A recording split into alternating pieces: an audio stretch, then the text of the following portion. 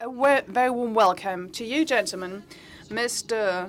Jean-Georges Ploner, Christoph Hoffmann, and Denk, a consultant, a lifestyle hotel owner, and a chef. Well, a bit more than a chef. It would be underestimated. The Culinary Art director. This is quite a motley crew here on stage, and it definitely reflects the food sector and what is going on currently in the food sector. Jean, you are a consultant, a trend expert, and founder of the Global F&B Heroes Network. What kind of a network is that? Well, there are various things to be various ways of being a consultant. Either you are a senior consultant and you hire young people as junior consultants, and in January you have to pay a payroll. But in your team, you've got a motley crew of people who have a great deal of experience, some with less experience. I know a lot of people who are very competent and are senior people as well. And I work together with them for a project. That is, we are a network. Everybody has his or her own strength. And according to the projects, we are 2, 3, 4, 5, or 6 people. And this is a virtual team, which is something which is highly in demand these days, because fixed teams need to be together all the time, and this is no longer appropriate for our times. Christoph, you're a hotel owner, the hotel owner of the year 2017 here in Germany. This is a great compliment for this former sales and marketing specialist who's really been a busybody. You've made quite a career, worked for Kapinski, Birkenstock, the Lucy Jakob in Hamburg, and then in 2005, together with partners, you founded the 25 Hours Company. This is a success story. You were here on stage 2 years ago as a CEO. And you were here, you discussed things over with an Asian colleague. A lot of things have happened since then. Even Accor Hotels got involved in your hotel. So life is changing. You get more integrated, and you've been busy. You've talked with the colleagues of a chain. This is another topic, though. And they've been interested in you because of your F&B structures. Let's stick to the old term during the next 60 minutes, I suppose. So F&B, food and beverage. And we're going to hear a lot about your individual ideas, I suppose. May I just say something, please? Just by way of an introduction, when I was sitting here on stage for the first time, this was kind of the kickstart of a hotel project in Paris, because in the audience there was the owner, or rather the future owner, of a hotel real estate in Paris, Tem. She approached me, and this resulted in our first management contract. We have to talk about it. Yes, definitely, we'll talk about it. Okay, quite nice. Denk. The correct title is Director, Culinary Innovation and Development for the Deutsche Hospitality. Until last October, it was the Steigenberger Hotel Resorts. That was the old name. And the decision was made to change the name because they want to expand abroad as well. And the idea is that this name, including the term Deutsch for German, is something very positive and will go down very well with international people. Urban is a person with a lot of international experience. He's just come back to Germany, to Europe. Best thing is you give us a list of where you've been. Well, it's a short and a long story. 18 years. I wanted to go away 18 years ago. I'm still away, actually. And by way of a coincidence, I came back to Germany. I know Mr. Shotwell. He said, would you be interested? Would like to expand. I thought it was great. Everything was great.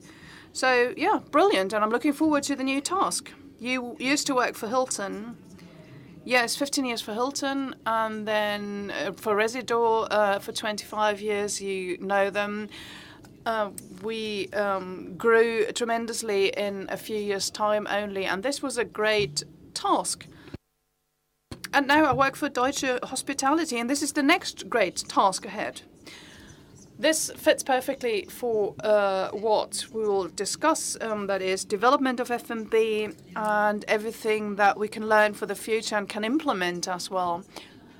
And this is why we called the panel From Foodies to Food Design to No Food, Everything is Possible Today. Quite a provocative title, how to deal with these challenges. Let us start with something very beautiful with great, colorful pictures. They are not linked to these gentlemen here in no way. I would like to show you a video called Sublimotion. I suppose some of you know about it. This is about the concept of the Spanish chef Paco Ronquero in Ibiza. He's got several stars. This is a special restaurant you're going to see. It was in 2014 that it was opened in the Hard Rock Cafe in Ibiza. And I won't give you any more details. Let's just watch the film together. And you can then wonder whether this will be the future.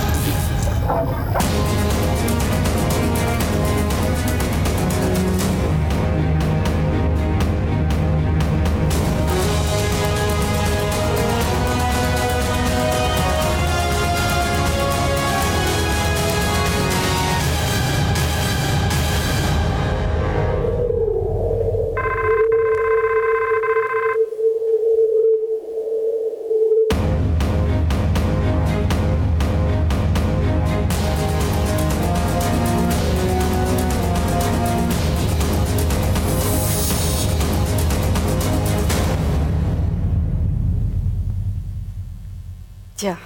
Well, beautiful, colorful pictures. Gentlemen, question to you. Is this the measure for the future, Jean-Georges? Well, if I had a hard rock cafe, hotel, I'd do it, yes, especially in Ibiza, because you want to differentiate yourself from other competitors. That is, do something extraordinary. I suppose the investment was really quite high. If I had this as a private person, well, it would be quite stressful. But I think within the context of Ibiza, within the context of hard rock, yes, it's good, it's correct, it's right. Customers pay 1,500 euros without tax for one dinner in this mise en scène in this restaurant, just for you as an information. And I was told that approximately 1,000 guests per annum are there who go to this culinary theatre, who are enthusiastic about it. It's a crazy food staging. There's a similar project in Shanghai.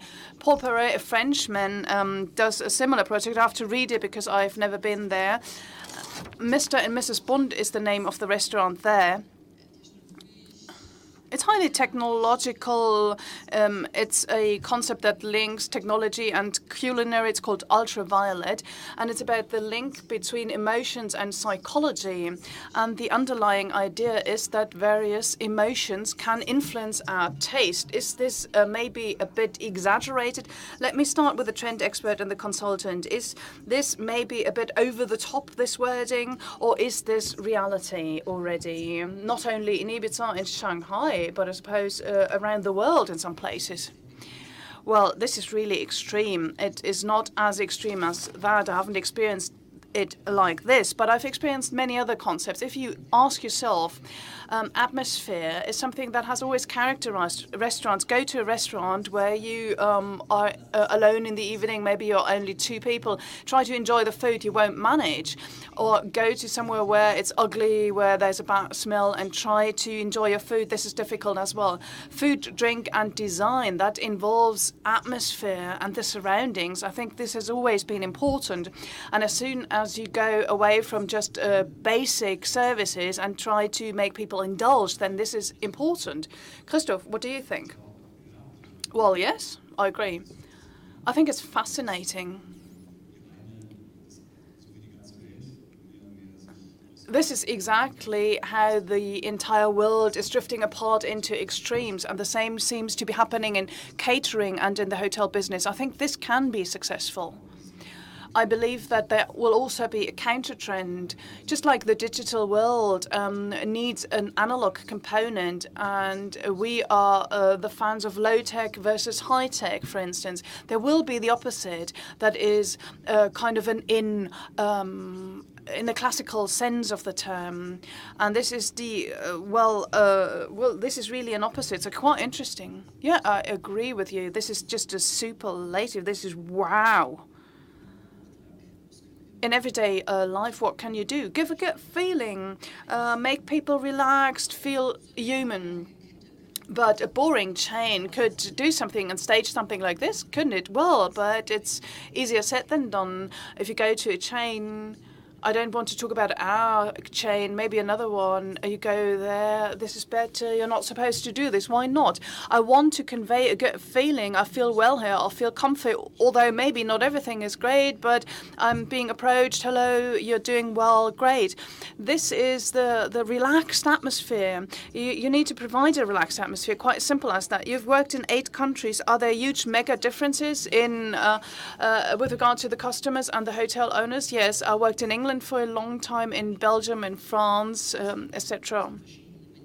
There are different mentalities. Some are better, some worse. Who can do what better? Well, in England or in Holland, the atmosphere is more relaxed. People ask us, hey, how do you do? Well, everything okay. And here it's always a little bit, well, kind of a stiff atmosphere. I'd say it's very relaxed in other countries. So Berliners are quite okay. Yeah, no, Berlin people, they queue in front of the Nemi restaurant in your 25 hours bikini hotel. This is a sensation. We only know the queues in New York in front of major restaurants. To give you an example, here we have this in the middle of Berlin, not far from here. How have you managed, Christoph? Well, I think we've been lucky to develop something at the right moment in time. That is something that customers were looking for in any case. The role of a restaurant in a hotel will be a different one in the future. Not everywhere. There will be the usual hotel restaurants, the breakfast rooms in hotels, whatever. But there are hotels which have a certain profile and are characterized by the local market, and they will manage to be locations where the local community will go to. And the queue in front of a restaurant is composed of Berlin people mostly. And secondly, our guests. How many external guests do you have? 80%, definitely 80%. In the bar as well. And we're not the only ones. If you go to New York or other cities, there is you will find this, and this has existed for a long time in Asia, for instance. The hotel is more geared towards the local population as well, and I think in Germany and in continental Europe, this has not been the case so far. And you also need a hotel which tries to entice guests to go to the restaurants. This will be important for us to create public space, to actually not be geared towards the overnight stay guests when developing a product, but that we rather focus on becoming the host for the local community. That is the living room for the neighborhood. Okay, here we come full circle. This is the neighborhood idea, the local idea, yes. And restaurants and catering are important elements, of course. There are many other elements, but this is where customers want to have fun and enjoy. 25 hours is a young group. I think you're aged 10 with your hotel chain. Yes, that's right. What about hotel chains where you worked, Urban, that have existed for longer? How can they escape this conservative trap? Well, first of all, I need to ask myself, what is my core business? Well, I'm a hotel owner. I'm not a restaurant owner. Yes, catering and food plays an important role. Then you need to say and wonder, what are the services that I want to provide in a hotel? Where can I make money in a hotel? I think what we are good at is meeting and events. This is very important. Good breakfast, but not cater to all the needs of everybody. There's a certain limit. Someone wants to have a roast beef, fine, great. And where it is possible, at what locations, then I can say, okay, we can even go one step further and even go to the star area. But I need to see whether this is profitable. Because it's about profitability and credibility as well. The Steigenberger Dubai has a German bread house in Dubai, and I think the name is protected even. There's a Life bakery. I've seen it. They are the old pots, dishes for the dough. I've seen it. There's a glass. It's a cafe zone included in the bakery. It's a very nice location. How do people like it? Well, people like it. We've got this constellation in the Middle East as well. Alcohol is important. It's about beer garden. You don't want to have a lemonade there. We hope that we'll get the permission soon. But in the bakery, it's something different. You can see how it is being done, how the production is made. And then you can say, okay, I would like to taste a piece of bread. Okay, we do that. And this is also a bit more entertainment, as has been said already. It's about design, and it needs to be alive. It must not be a robot service. I tick off a list, everything is great. No, this is not what we want. We want to have people do things for themselves. If there's a guest, yeah, great, wonderful. Not have an automated procedure. And all these things belong together. Christoph, maybe you can give it a specific example from your restaurant or bar concept. How do you implement these ideas? Well, we don't do it ourselves, but we refer to what has just been said. That is, first of all, we are hotel owners, and I think in future we will be able to provide a much better platform for restaurant owners, because we've got the economic possibilities to fully equip a restaurant. What we've done is the following. To put it in simple terms, we bought the soul of a nice friend, Haya Molsho. This was our first attempt to think and work in partnerships. We ourselves are the operators, but we found a replacement for the patron, for the Italian chef. You might know these people who serve the grappa in the evening themselves. And these people make sure that they've got the right music, the right light, that the pasta is cooked exactly the way they want it. So such a chef's personality is included in such a restaurant. In a hotel, classically speaking, this is not working or not working at all, because the F&B manager would be the replacement for the patron, for the chef, and this F&B manager might be 23 years old, and he's got different ambitions compared to a chef coming from Sicily and being proud of his restaurant. And Haya Molsha is a family which discovered a great catering concept. Vinny, born in Tel Aviv and Vienna, and thanks to Haya, we found someone who can transport the spirit very well. How good and how often we will be able to do it, I don't know.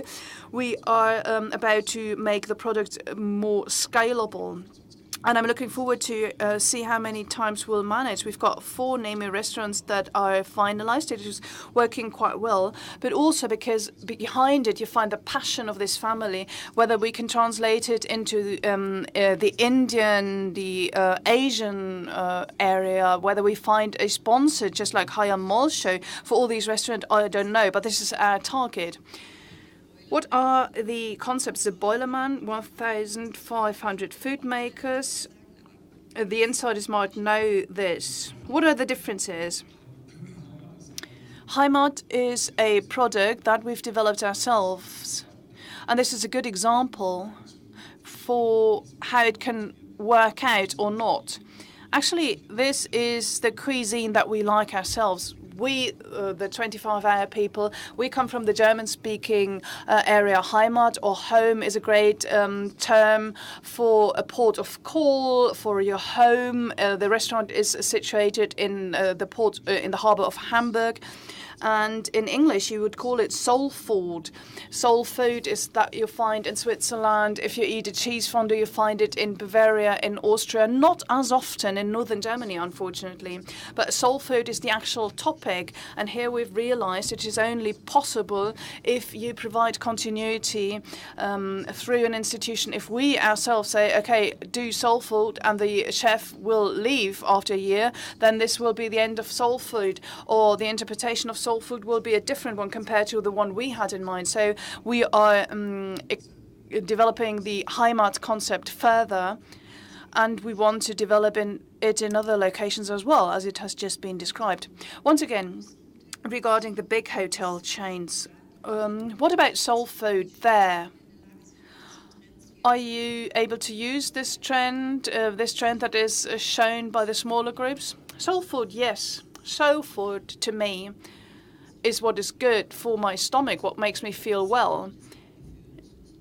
We've got single dishes that we've introduced. These are classic things. You can interpret them interpret them well. Club sandwiches, for instance, is what we have reintroduced. There are differences regarding breakfast. What is a good breakfast? Is it a cold buffet, or is it a good bread, good eggs? Regarding the eating area, a lot of people say, well, delicious, simple to eat. This is what we want. We've got a lounge. It's not an organic meeting or anything, but it is local if possible. You can't say that everything has to be local because you need to buy these things, obviously, well. And if you think in seasons, then it's okay. Then I can go to the farmers to the Rhön area and say, okay, the apples are bought from this farmer, and you can integrate it in such an apparatus. There's a lot of space, but you need to pluck up your courage and have to be a role model and also show this. And this is the way we're going. May I add on to this, please? I'm just reading the term of design here on the screen. What you can do on top of that, or should do, and this is a learning process that we've undergone as well, is the following. Hotels are mostly monolithic buildings made by architects, and the lobby is just designed just like the restaurant. And this is a big mistake, because you need a known identity. Guests don't only go there to eat, but they go there because of the overall experience. And the overall experience in a restaurant is much more complex than in a hotel room. A hotel room is rather easy to manage because the process is repetitive, check in, check out, it's nice. You can manage all these things, but a table or a chair in a restaurant, if there are a lot of customers in the restaurant, then this table and chair has a high frequency. The first guest is sad, the second one is in love, the third one is drunk. So this is a highly complex topic for staff who are aged 20 or 22 and want to celebrate 1 or 1.5 nice hours for you. So this includes more than just good food. It's the overall experience, and this also involves design, atmosphere, light, so many things, music. How often are you in a restaurant, sit there, and the music is too loud, too bad, badly adjusted? and people didn't think about it. So this is the art. So designing a restaurant concept should be irrespective and detached from designing a hotel. This will also create diversity. Is this an appeal you launch for outsourcing? Well, I think you can do it yourself as well. What is important is to have a good briefing for the architect and to give a soul to F&B. So if you've got a concept and a very clear direction that you want to head in, then architects, interior architects and suppliers can provide you with the right services, and then it looks different compared to everything else. If you tell them build a hotel, 300 rooms, 2 ballrooms, 10 conference rooms, 2 restaurants, then the architects do it in a monolithic way. That is, they have one concept, one look. And this would be more cost efficient. This is why you need a good briefing at the very beginning. It's difficult if you've got a hotel and you've got the same room and you want to provide catering for 24 hours. Well, this is very difficult indeed. And at the beginning, a few years ago, we had the beginning. At least there's a door ahead of the or in front of the breakfast buffet, so that at 10 o'clock you can close the door, because otherwise you would have to see the leftovers of the buffet. This would be destructive. We want to give a soul back to this. So the breakfast room is not to be the dining room later with a buffet in the lunch, okay, where you can say gourmet menu, etc. This is provided by Nazi. No, this is not fun. This is not fun for the guests, not great fun for us. So we have to go back. Yes, this is easy. The hotel needs a certain size for breakfast. Say they've got a meeting, either a standing buffet or a seated buffet, but the second restaurant should be out of the box. Anti-hotel. Maybe it can close for 1 and 2 days, then you've always got the same people living the soul, providing the same service. Sometimes someone is replaced, someone is ill, and then you lose a lot of things. So a lot of apologies or excuses not to do it, or better not to do it. Not. I'm a great fan to say, before you provide bad food, better no food. Yeah, no food. Vending machines, rather. I was really impressed. Moxie, they say we can't do it, we don't do it. They buy it. They've got the logo of Scum. They put it there, and they say this is good because Scum is what people like. So they sell the food of Scum. They earn a little bit of money with it, and so they are outside of it. They don't do it themselves. This is courageous because it's also a concept and a decision. And on top of what you've just said, I think we're having interesting discussions. Next to Hire, we do have a great bartender, mixologist, Jörg Meyer. He's the inventor of Gin Basil Smash of Boilerman Bar. Together with him, we decided to not have a hotel bar, but a dive bar. Various bar concepts. What do you mean by dive bar? Dive bar is a concept from the US or England as well, where you go to dive, to drink, to get pissed, to really get plastered. And a dive bar can be in the basement as a separate unit, for instance.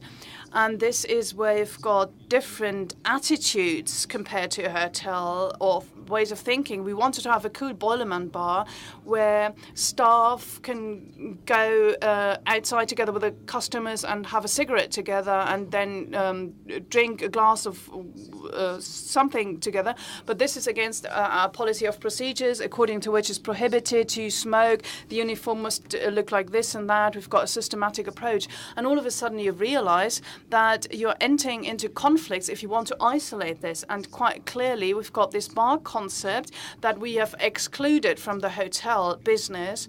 And there, we call it tribes. The employees don't look at the hotel owner or the F&B manager, but they go there because Jörg Meyer is their big hero. And this is why we support these systems to separate things. This is the only way that is possible. It's quite interesting for us. It's difficult. What are the most popular trends around the world, around the globe? National cuisines? Is it simple food? I know it's a difficult question. Well, I recently talked to 70 hotel managers from different countries, and they asked me the same question. And I said, trends are waves that reach different countries at different points in time. Sometimes they don't reach a country at all. The wave dies before reaching that country, or they return. And gin, for example, is a current trend in Europe. And the Greeks have caught on so much faster than the Germans and the Spaniards, and the British are not yet focused on it. So you see there are differences, and at the moment the French focus more on vodka when talking about beverages. So there are differences. You cannot say that there are global trends. There are 3 global trends. People are more interested in food. There's a higher number of people who is interested in food. There is foodtainment, i.e. the joy of watching people cook. So you watch more shows on cooking than actually cooking yourself. That's why it's also called food porn. It's also similar. And the third trend is customers want chefs to be craftsmen again. Self-made, homemade beer, lemonades, etc. Everything should be self-made and not bought somewhere at the supermarket. So different trends that you can see in different developments, but you see that all over the world. All right, back to business and do that in a contemporary way. Now let me ask you, what is the role that healthy food plays on the one hand, and on the other hand, grab and go?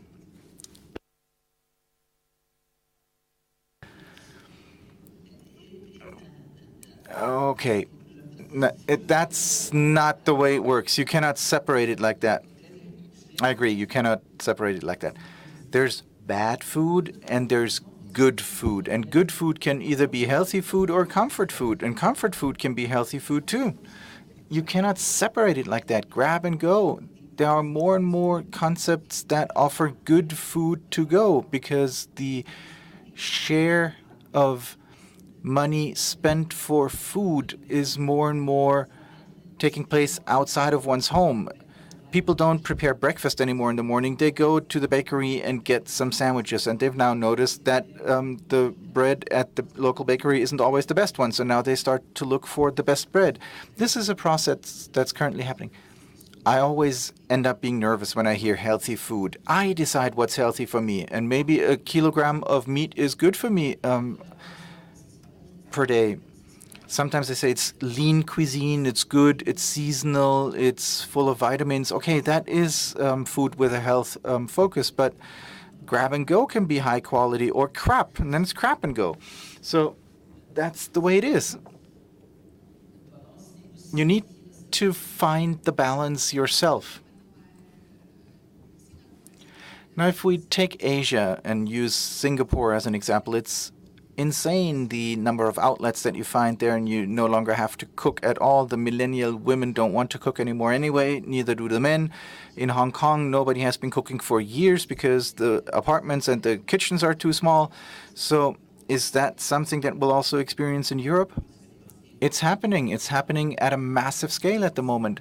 I think it's quite interesting. I have a lot of friends who don't work in the hotel and restaurant business, and they say, let's cook together on the weekend, like it's a highlight. We go and shop to the farmer's market and they turn it into a big show, and they have a recipe that they found somewhere in a bad cookbook and they want to copy that, and it's never going to work because the recipes are bad, but it's turned into an event. Yeah, and then they have everything, all of the ingredients in their kitchen, and 6 months later they have to throw it away. But I also know a lot of young people who are able to prepare really, really good food. They're interested and they're willing to spend money for it. But if I look at myself, I have to eat. That's it. No ambitions about that at all. I fill my stomach and that's it. So food is more consumption for you. It's part of the new consumption behavior. And what about the fine dining restaurants? What happens to them? Well, we will have to rethink that. 18 tables will not work in the long run because there's no atmosphere that's developing. It's like you go there and you immediately age 20 years in 1 minute because the entire atmosphere and mood there is all negative. And if you go to New York and Asia, you have Michelin star restaurants with 200 tables. Food is good.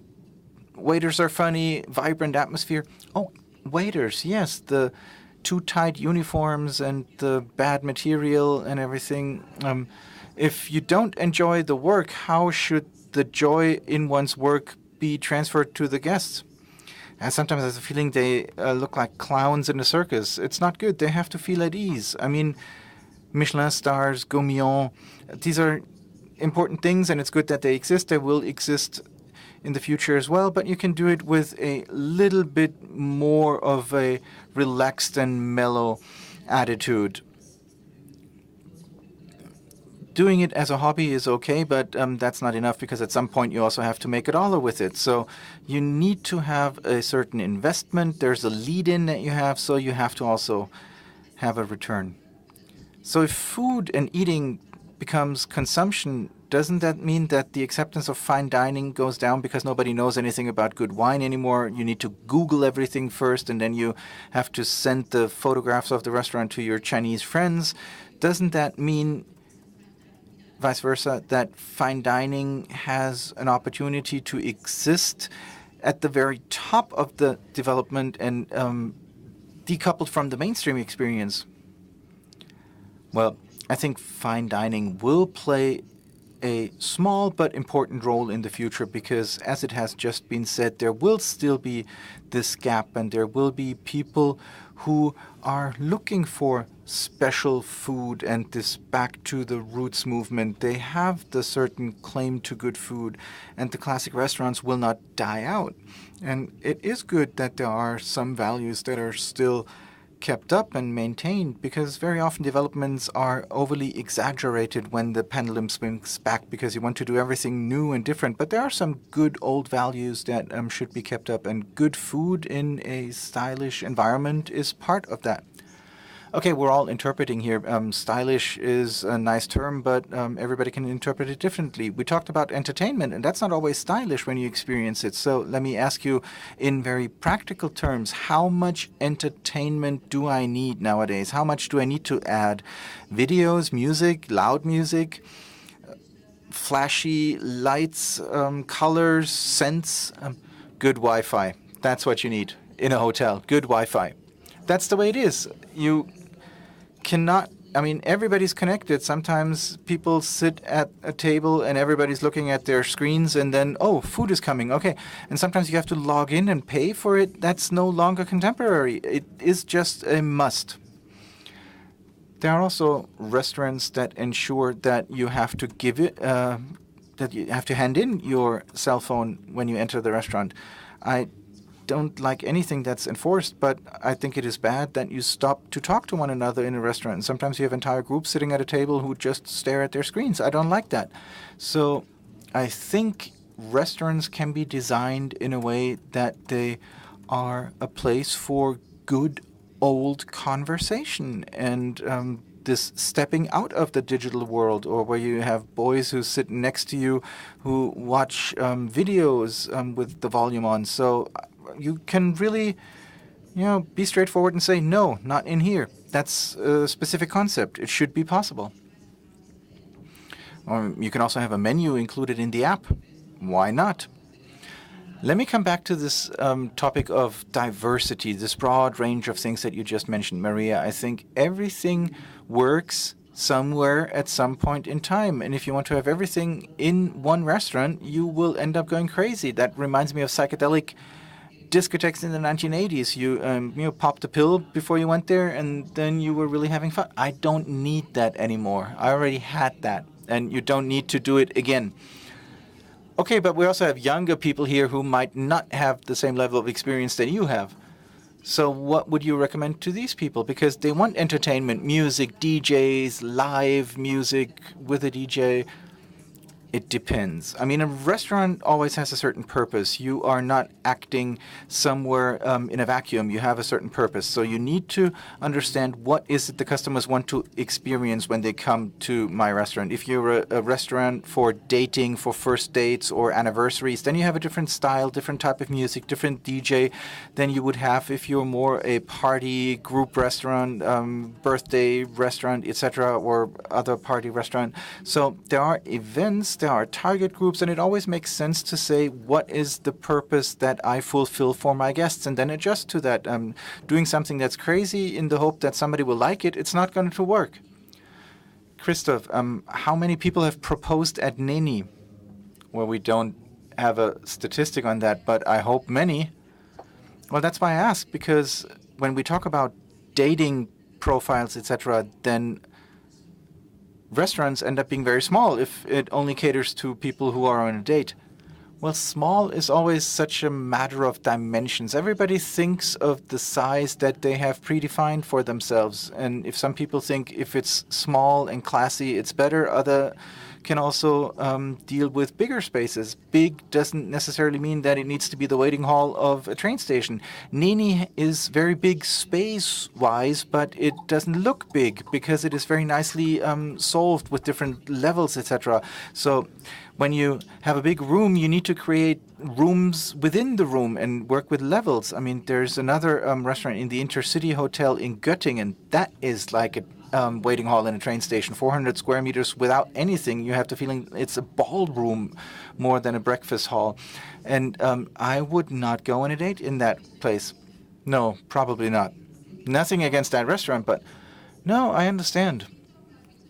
But can you give some advice, a recipe for to our audience? How much grams do I need of this and that? All of the different factors we mentioned to have a recipe for success, because so many restaurants close after 6 months in the inner city, and I have to look for the next Vietnamese restaurant or the next beer garden or whatever.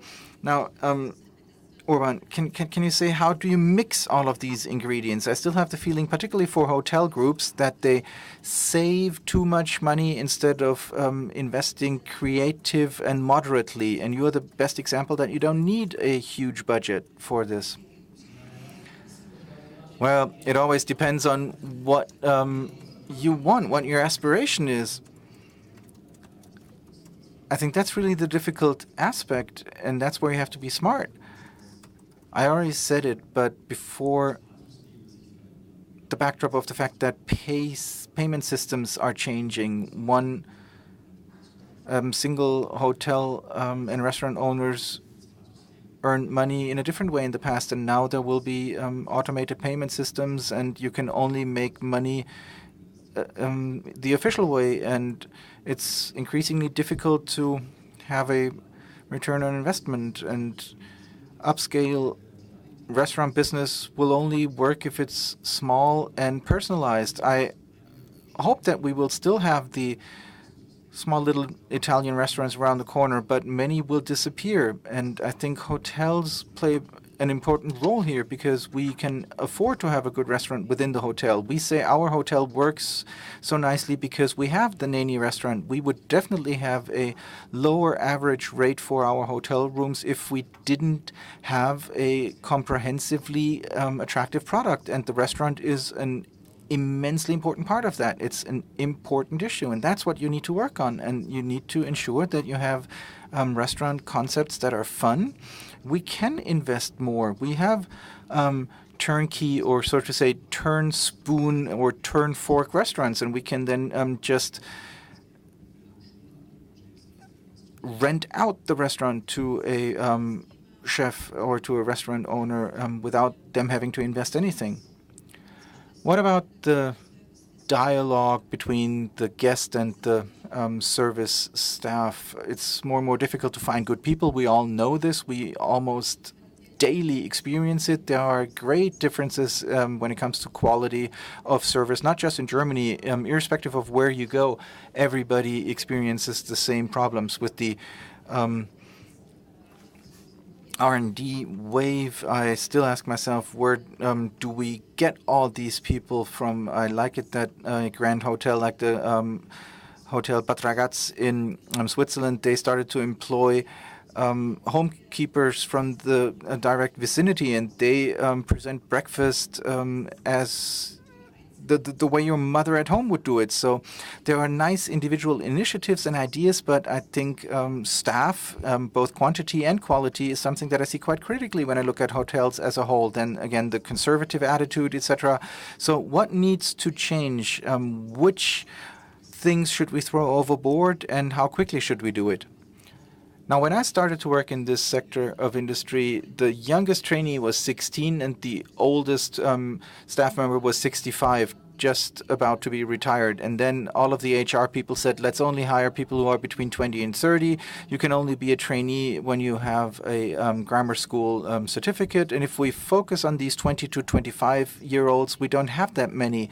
If we pick people from the entire population, then you have more people available naturally. So I don't think that the quality of service has decreased. I rather think it has improved over the past years, because the way we talk to each other has become better. Ritz-Carlton has shown it very nicely. Ladies and gentlemen serve ladies and gentlemen. That was a good starting point for a 5-star chain. And last night I went out for dinner in Berlin, and I had fantastic service from people who didn't learn or didn't professionally train as waiters.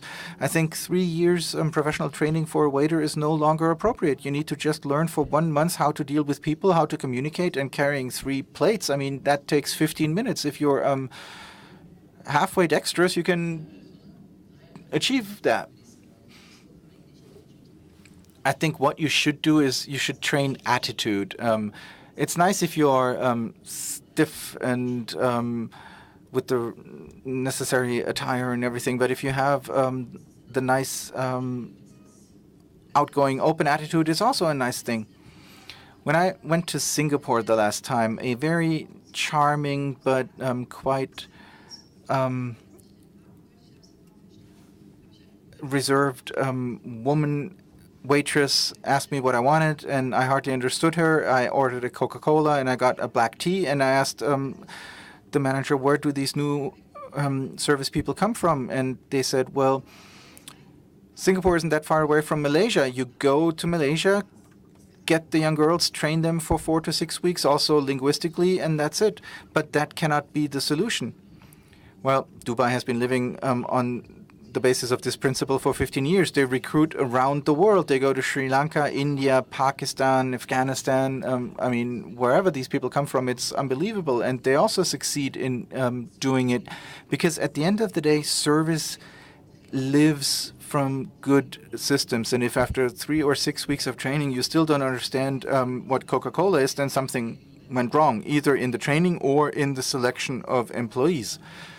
What's very important, I believe, is that the operator, and that's the important aspect here, that the operator conveys his or her attitude and the joy onto the staff.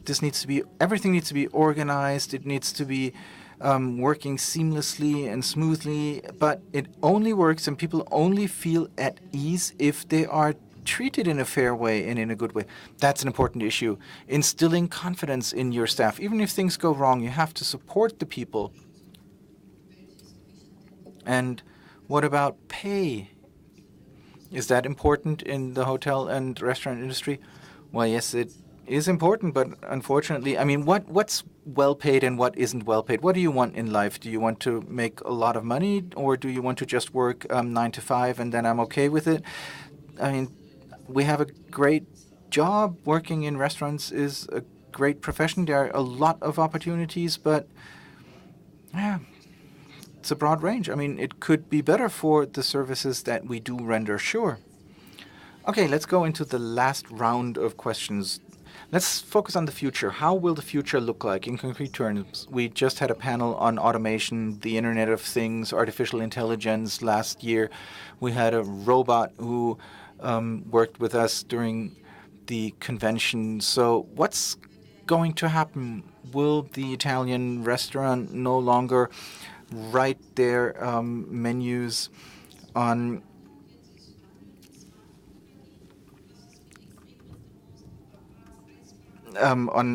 slates. What about pop-up bars, ice bars, dinner in the dark, etc.? What's going to happen? Be imaginative. Okay, not using too much imagination, but I think there will be everything.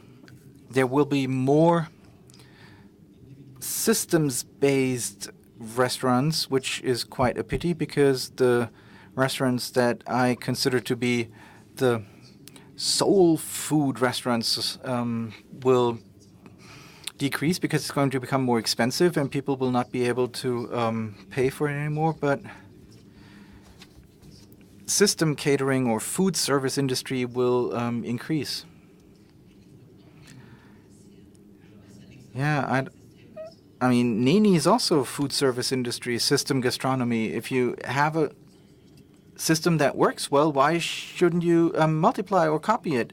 Guests in Frankfurt don't complain that the same system exists in Hamburg as well, and the people in Hamburg are happy that they can get the same thing in Frankfurt. So why should I reinvent the wheel every time? I mean, the only bad thing is if you have a McDonald's around every corner, then you end up only having the same thing, and it's an over-McDonaldization, and you don't have a lot of diversity anymore. But I mean, I think quality will be important. There will be supply, there will be pampering. Those are the two things that you can become active in.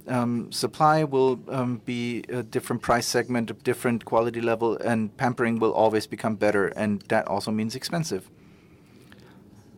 I mean, we're the baby boomer generation. We have different values. We grew up differently than people today, but if I see my own children, they don't always agree with everything that I think. They want to have everything, but the question is, where do you get it? You cannot get everything everywhere. Sometimes things are good, sometimes they're not good. There need to be differences, and quality, a lot of people are willing to pay for quality if they end up getting quality. A lot of people say this is good quality, but very often it's not. Okay, let me ask you as a representative of a chain, how will you succeed in the future to develop a different concept for jazz in the city at Steigenberger than for Intercity? Well, yes, this is a lifestyle hotel, so there are certain similarities that you need to have. If you multiply a lot, you need to have a certain backbone that everything is based on, but every city follows a different concept. We will not have the same in Stuttgart and in Amsterdam, so you have to look at the market. What do the markets give us? What can we do there, and what can we do in a very good way? And sometimes you cannot copy one from the other. Cities strive on being different, and it's a great task to do this in restaurants as well. Now, if I were to give you a budget, you have an R&D budget, and you have to use that budget. How would you invest? Would you invest most into employees, the classic food, or the entertainment? How would you break this amount of money that I were to give you up? What's the concept of the restaurant? Is it fast food, or let's say it's a hotel-based restaurant? Okay, hotel-based restaurant. Because we're talking about hotels here. It's hospitality. So the same share for employees and food, and a small share for entertainment. A hotel doesn't need entertainment, it needs guests. So it should focus on a minimum of good music and very good illumination. It doesn't need third-party outside influences. We don't have to entertain the guests. If we look at Neni, well, we're here in Berlin and you're here, so let's use Neni as an example. Neni is alive because people come in and out. Buddha Bar for many years was alive because people ran up the stairs because the restroom was upstairs. It was the best anyway. It was phenomenal to see pretty women in great shoes coming up and down those stairs. Then you don't need entertainment anymore. So, ladies, we did not hear that. Why not? I mean, ladies looked at men and men looked at women. So, but men don't run around in high heels and short skirts. Well, but tight jeans and jackets. So I think for some target groups, we also had something to offer.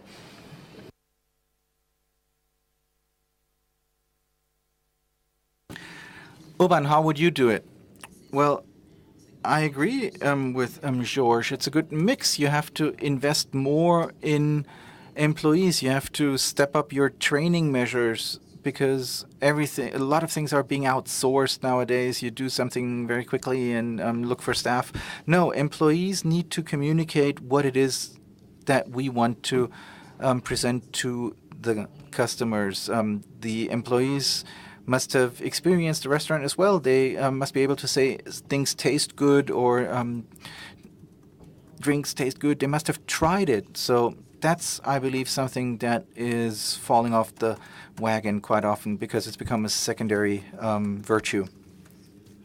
Unfortunately, our CFO isn't here when talking about budgets, but I try to think about it. If we really were to limit it to the operation, it's quite clear because we lease the hotels and via the lease we pay a turn spoon restaurant. So it's quite simple. The biggest share here is carried by the employees, and that's also the most important factor. We pay 10% of our sales for the lease, i.e. for the design and the furniture, etc. And we also pay a considerable amount of money for the concept. So if we work together with a high-scale consultant, we're paying for it. It's not just friendship, it's also about money. But with regard to the share we put into employees, this is still a good amount of money. So then we invest a lot into the produce, but at the end of the day, it's the employee. Those are the people who empathically communicate with the guests. And what about entertainment? Okay, sometimes we have live music, do this and that, but this is very small compared to the amount of money that is invested into the employees. Without the employees in the kitchen, there's no food, and that's really basically the lion's share. Now, in the end, I deliberately focused on hotel-based restaurants because I want to also include our audience and now build a bridge to the voting question. You all have these little remote devices on your chairs. Feel free to pick them up now, and let's show you the question on the screen. The question that you can now vote on with a simple yes or no answer. Will hotel chains with their F&B concepts in a long-term prospect manage to compete with single restaurants and food outlets in town? Yes or no? Now we're giving you 10 seconds and then we will look at the result.